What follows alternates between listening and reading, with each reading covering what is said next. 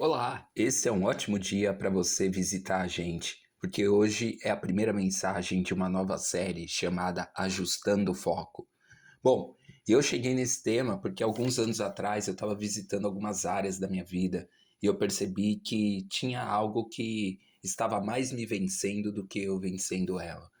Na verdade, é uma dificuldade minha de ficar olhando sempre ao meu redor, ficar olhando para minha esquerda, ficar olhando para minha direita e vendo que o que as outras pessoas estão fazendo e fazendo disso o que determina se eu estou indo bem na minha vida ou não. Eu confesso para você que isso é algo instintivo na minha vida. Eu não sei se você já parou por isso, se você já se sentiu assim, mas é algo instintivo. A gente sempre coloca um parâmetro, uma referência na maneira que uma ou outra pessoa vive para poder determinar se a nossa vida está indo bem. E eu lembro que em algumas vezes eu orei para Deus. Eu perguntei, Deus, será que um dia eu vou conseguir superar isso na minha vida? Será que um dia eu vou vencer esse meu instinto, essa tendência do meu coração? E através de buscar uma cura por meio disso, eu fui conversar com outras pessoas sobre o que eu estava enxergando do meu coração. Eu fui abrir o meu coração, eu fui confessar as minhas fraquezas, para ver se eu conseguia vencer isso. E aí, conversando com outras pessoas, eu comecei a perceber que essa tendência do meu coração não era só do meu coração. Essa era uma tendência também que estava dentro do coração da maioria das pessoas. E aí, à medida que eu comecei a comparar a minha tendência de me comparar aos outros com a tendência dos outros de se compararem às outras pessoas, eu confesso que eu comecei até a me sentir um pouco melhor. E esse é exatamente o problema do qual a gente vai falar hoje e nas próximas 2 semanas. Porque eu percebi que se isso é uma dificuldade que não é só minha, mas também é uma dificuldade de tantas outras pessoas, a gente deveria falar sobre isso. Aqui deveria ser o lugar do qual a gente começa a tratar isso que está lá no íntimo do nosso coração. E eu sei que a gente não vai se livrar desse problema só nessas 3 semanas, mas a gente vai tentar aqui, pelo menos a partir dessa mensagem, esmiuçar alguns aspectos que vão nos ajudar a vencer isso ao longo da nossa vida. E como para muitos de vocês, esse assunto começou para mim lá na época de escola, lá quando eu era bem pequeno. Eu lembro que na primeira série eu comecei a estudar matemática pela primeira vez. E assim, eu já cheguei na primeira série sabendo ler um pouco, sabendo escrever algumas palavras. E eu lembro que a primeira e a segunda aula de matemática, para mim, foram muito constrangedoras. Eu lembro que eu me senti com muita vergonha, porque eu lembro da professora se esforçando para me ensinar o que era contar. Eu não estava entendendo o raciocínio de como contar, de como somar chegava a um outro número. Bom, e eu lembro do quanto a professora se esforçou e o quanto era difícil para mim. Mas eu via todos os meus outros amigos da escola, da minha sala, conseguindo fazer aquilo, conseguindo contar, conseguindo saber quanto é um mais um. E eu com aquela dificuldade. Eu tive vontade de chorar de tanta vergonha que eu estava sentindo, porque eu estava me vendo sendo pior do que eles. E eu fiquei tão incomodado que eu lembro de ter ido para casa depois daquelas primeiras aulas de matemática e eu pedi ajuda do meu pai. Meu pai, como um bom cozinheiro, ele me ensinou a contar contando grãos de feijão. E meu pai separou 10 feijões para mim e tentou me ensinar a contar. E a partir dali eu falei, eu vou ficar com esses feijões todo o tempo que seja necessário para que eu consiga chegar no mesmo nível dos meus colegas de sala. A partir daquele momento eu decidi estudar não só matemática, mas todas as matérias, como eu nunca tinha estudado antes. Eu decidi me esforçar, decidi me dedicar para ser tão bom quanto os meus colegas de sala. Então, até aquele momento, eu acho que eu só queria ser um aluno esforçado, mas eu decidi, a partir dali, daquela experiência, que por toda a minha vida na escola, eu queria ser um dos melhores alunos na sala. Uma outra coisa que aconteceu comigo, e aí já foi na sexta série, e era sobre jogar basquete. Bom, Durante 3 longos bimestres da minha sexta série na educação física, o foco da aula era basquete.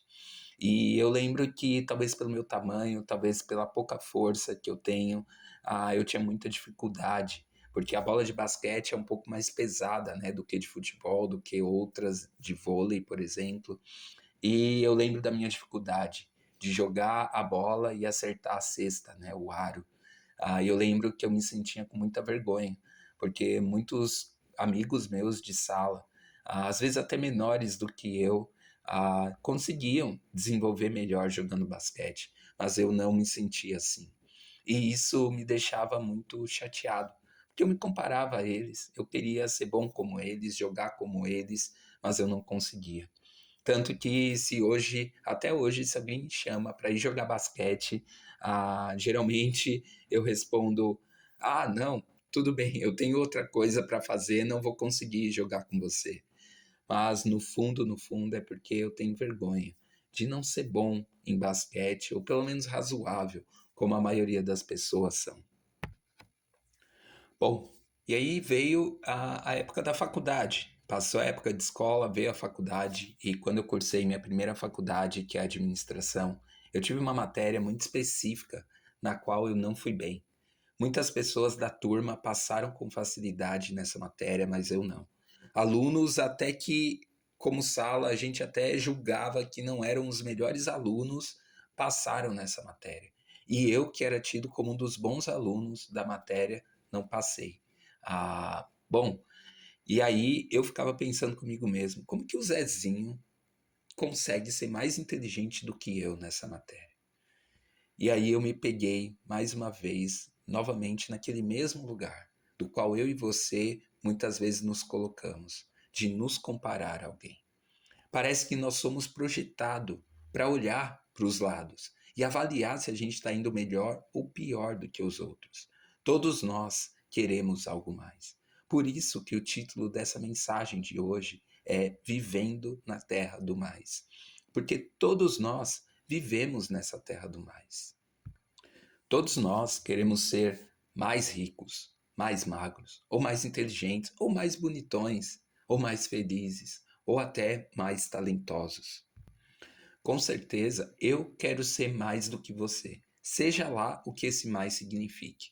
Porque se eu tiver mais do que você, eu vou me sentir melhor ao meu respeito.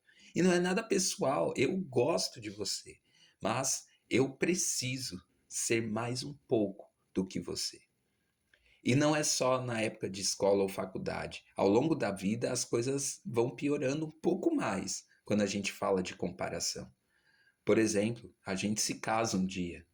E aí nós queremos que o nosso cônjuge seja mais do que os outros também. A gente quer que o nosso cônjuge seja o mais bonito, o mais bem-sucedido, o mais admirado, o mais simpático, o mais querido pelas pessoas. E o problema aqui é que a gente acaba mentindo para nós mesmos. Eu espero que dentro dessas próximas 3 semanas, no mínimo, a gente aprenda a não mentir mais para nós mesmos. Porque quando a gente diz que quer que o nosso cônjuge atinja todo o potencial dele, muitas vezes não tem a ver com o bem que a gente deseja para ele ou para ela. Mas é muito mais da imagem que o seu cônjuge projeta sobre você. É sobre a maneira que você deseja ser visto pelos outros através da lente que as pessoas usam para olhar para o seu cônjuge. E isso não termina quando a gente se casa. E aí vêm os filhos. E aí a gente começa a comparar os filhos, os nossos filhos, com filhos dos outros, com as notas dos outros filhos, com os talentos que os filhos dos outros têm, com as viagens que os filhos dos outros fazem, com as oportunidades que os outros filhos das outras pessoas têm. Mas, na verdade, sabe o que, que a gente está comparando quando a gente olha para os nossos filhos e os olhos e os filhos dos outros? A gente está comparando, no fundo, a nossa habilidade como pais. E muitas vezes, eu sei que você já sentiu isso, a gente sente alívio quando os outros falham. Mesmo que seja difícil você admitir isso, isso é só entre você e Deus. mas no mínimo você sente um alívio quando as outras pessoas pisam na bola. E isso porque surge aquele sentimento de ufa, pelo menos eu não sou tão ruim assim. Eu não sou o pior pai do mundo. Mas o ponto é que quando a gente começa a ter esse tipo de comparação em nossas vidas em relação às outras pessoas, a gente precisa começar a entender que toda essa comparação traz uma frustração. Quando a gente se compara dessa maneira com as pessoas, a gente começa até a se sentir superior muitas vezes, não é?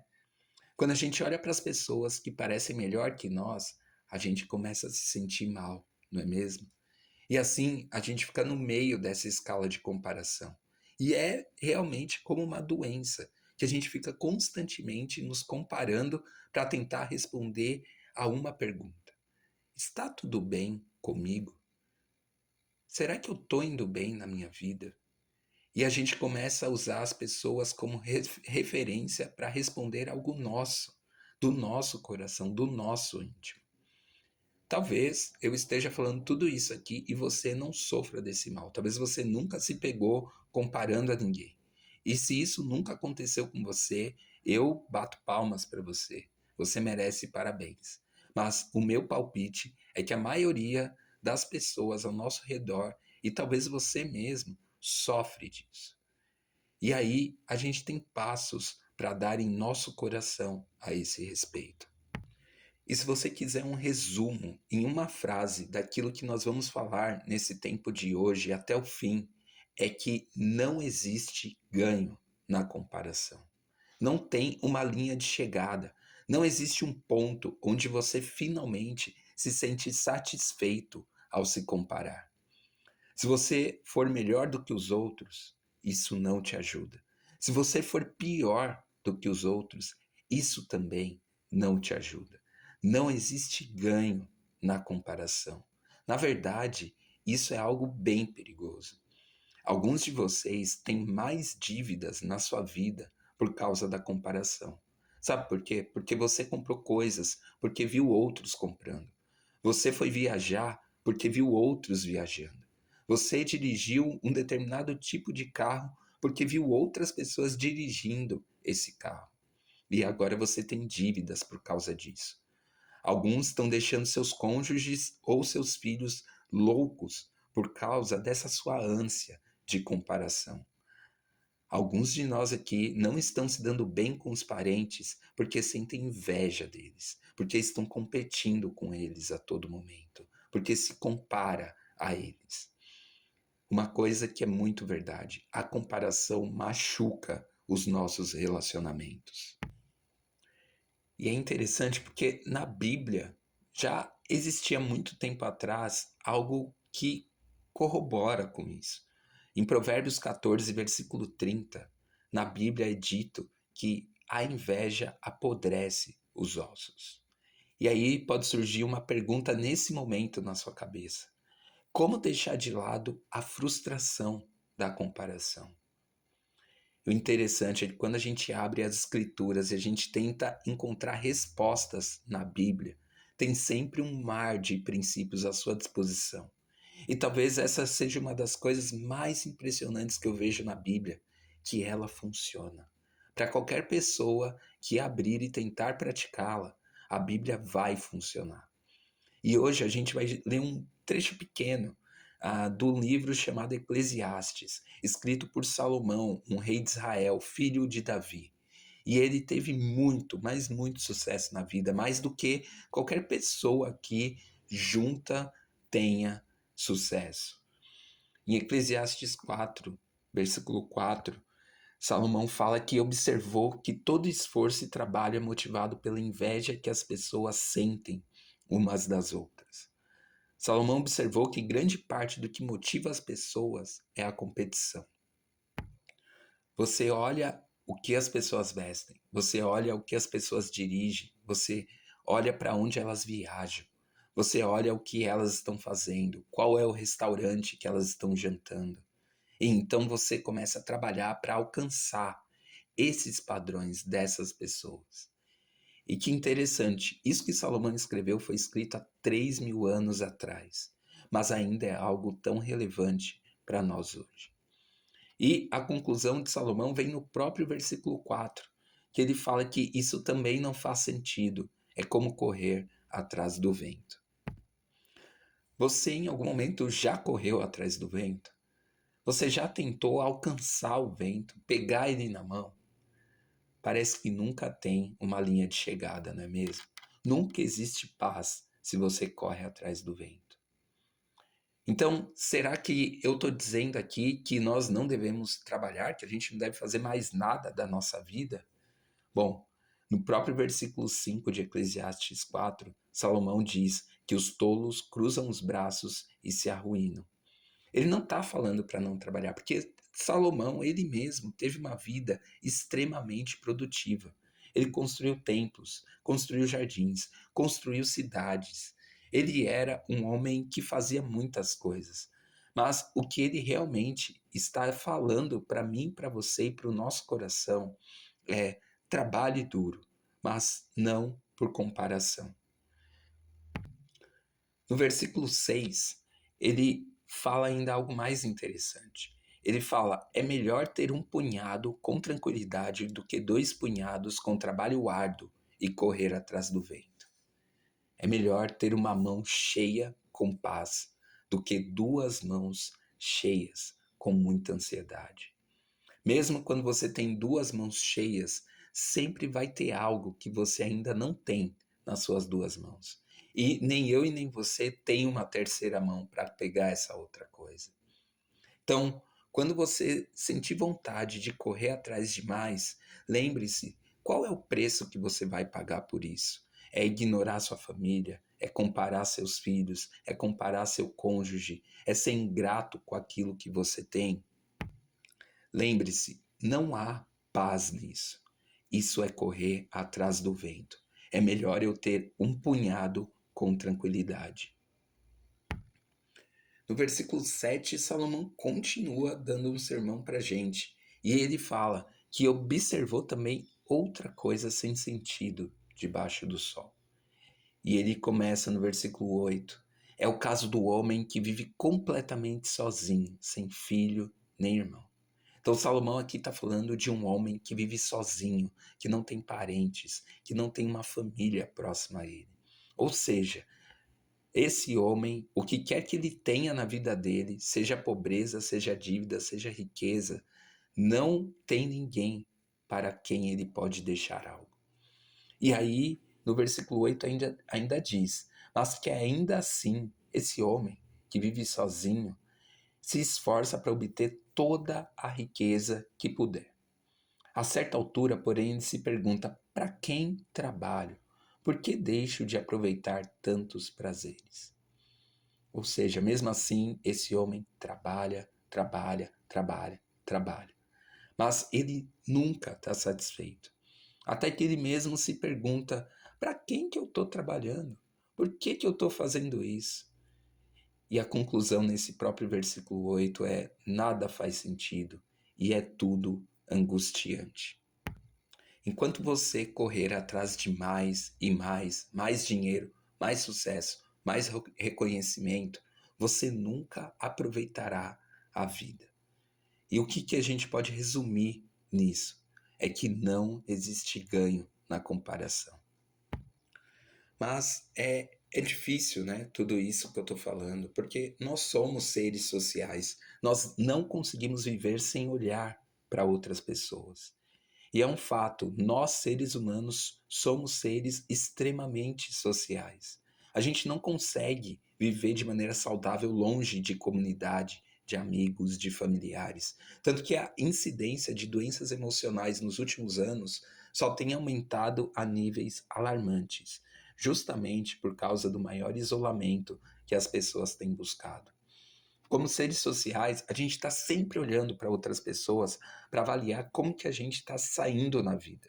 A gente usa as pessoas ou as coisas como espelhos para ver a nossa aparência. E a maneira de vencer a frustração da comparação não é deixar de olhar para algo ou para alguém, porque a gente não tem essa capacidade. Mas nós precisamos ajustar o foco. Nós precisamos olhar para algo ou para alguém, mas nós precisamos olhar para algo ou para alguém certo. A maneira de vencer a frustração da comparação é decidir a pessoa ou a coisa certa para quem você vai olhar, para obter uma imagem correta sobre si mesmo. Não importa quem você seja, não importa o tipo de sucesso que você tenha tido na sua vida. Se você é feio, magro, rico, pobre, baixo, alto, todos nós estamos olhando para algo ou para alguém para determinar como estamos nos saindo na nossa vida. Por isso, a pergunta que eu quero deixar para todos nós hoje é a seguinte: para onde ou para quem você está olhando para obter a sua imagem? Para determinar se você está indo bem na sua vida. Salomão disse que se você olhar para o lado, talvez você nunca se sinta bem. Não importa o que você alcance nessa vida.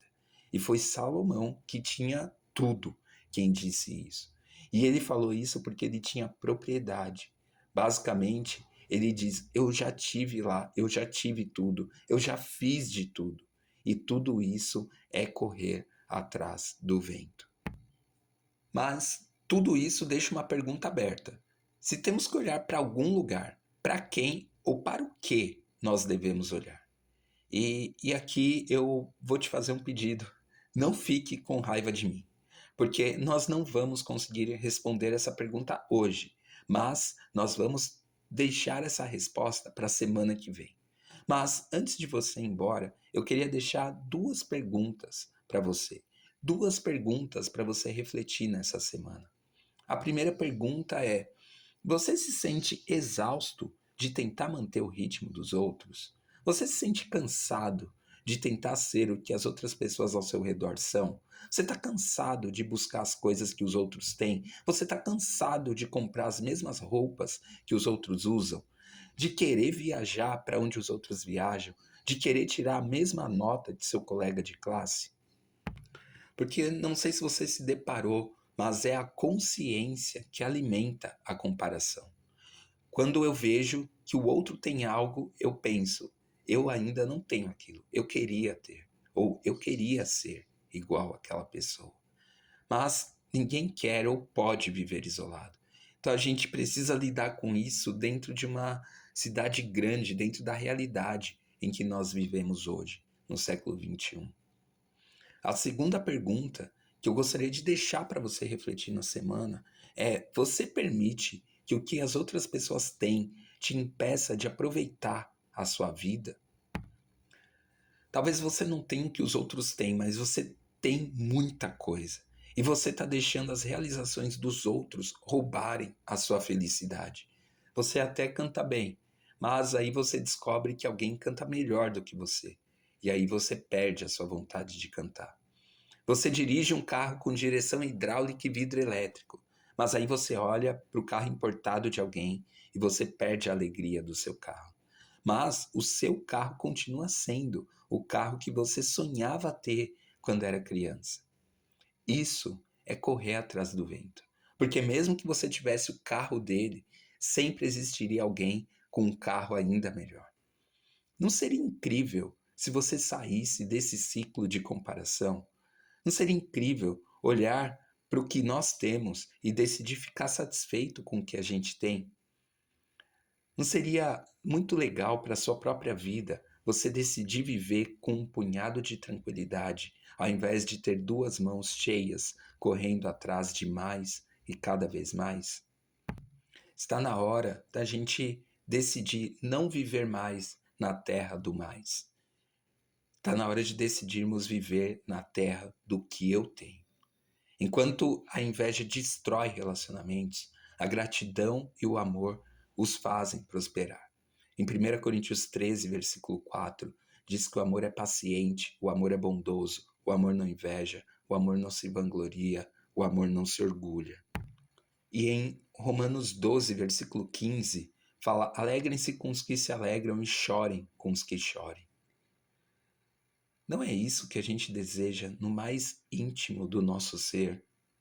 Alguém que celebra com a gente a nossa alegria, que compartilha com a gente a nossa dor. Porque você entende que não dá para amar alguém se você se sente aliviado quando essa pessoa fracassa. Mas imagina se a comparação, se a competição, se a inveja desaparecesse. Imagina você ser livre da frustração da comparação. Imagina se a gente pudesse se alegrar uns com os outros, chorar uns com os outros e encontrar o espelho certo para a nossa vida.